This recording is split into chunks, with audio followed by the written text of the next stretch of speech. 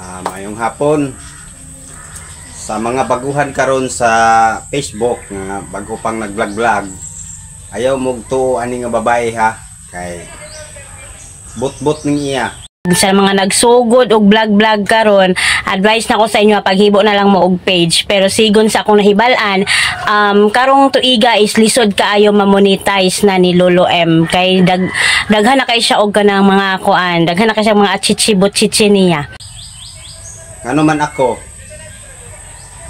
profile man akong gamit, nganong na-monetize man ko. Ay mugto ana, duha ka buok ang posibilidad nga mo-monetize, profile ug page. Mo-upload mo sa profile, mo-upload mo sa page. Ayaw lang ninyo idungan inyong video. Kung say video niyo sa profile, ayaw i-post sa page.